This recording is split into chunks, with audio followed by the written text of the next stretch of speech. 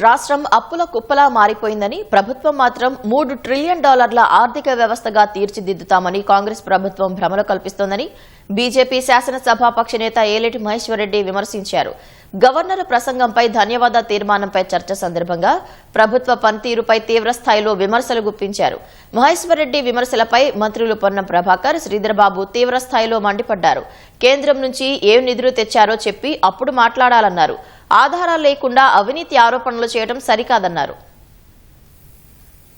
ఒకవైపు ఆర్థిక విధ్వంసం, అప్పుల కుప్పలో ఈ రాష్ట్రం ఉంటే 3 ట్రిలియన్ల కళ ఈ రాష్ట్ర ప్రభుత్వం చెప్పించే ప్రయత్నం చేస్తా ఉన్నది అధ్యక్ష.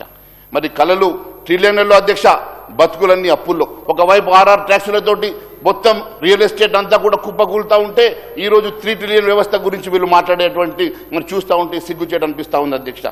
నిషేధిత జాబితాల్లో 1 కోటి ఎకరాలు 22A జాబితాల్లో భారీగా భూములు చేరి భూ కుంభకోణాలకు దారి తీస్తున్నట్టు ఆధారాలు ఉన్నాయి అధ్యక్ష. ఆధారాలతో కూడా నేను మాట్లాడతాను అధ్యక్ష. నిషేధిత జాబితాల్లో గతంలో 20 లక్షల ఎకరాలు ఉండగా ఇప్పుడు ఏకంగా 1 కోటి ఎకరాలకు ఎందుకు చేరింది? కాంగ్రెస్ అధికారులకు వచ్చిన తర్వాత ఎన్ని భూములు నిషేధిత జాబితాలో పెట్టారో, ఎన్ని తొలగించారో శ్వేతపత్రం విడుదల చేయాలని చెప్పి భారతీయ జనతా పార్టీ డిమాండ్ చేస్తా ఉంది. అసలు వారు మాట్లాడుతుంది ఒకసారి RR ట్యాక్స్ అంటాడు, ఒకసారి RTGS అంటాడు. ఏ ఉద్దేశం కొద్ది మాట్లాడుతున్నారు? అసలు 22 షెడ్యూల్ నిషేధిత చట్టంలో పెట్టిరన్నారు. నేను వారిని కోరుతా ఉన్నా, ఆ లిస్టు సభ ముందు ఉంచండి. ఊరికే స్పెసిఫిక్ గా ఓవరాల్ గా ఒక ఊరికే రన్నింగ్ కామెంటరీ చేసేస్తే తప్పవుతుంది. ఊరికి ఆరోపణ చేస్తే నడవదు. ఇవన్నీ ఆధారాలు ఇచ్చి మీరు కంప్లైంట్ చేయండి. కేంద్రం ఏమిస్తున్నది? గాడిది గుడ్డు సున్నానా? ఏమైనా తెలంగాణ ప్రజలకు న్యాయం చేస్తారా లేదా చెప్పమన్నాడు.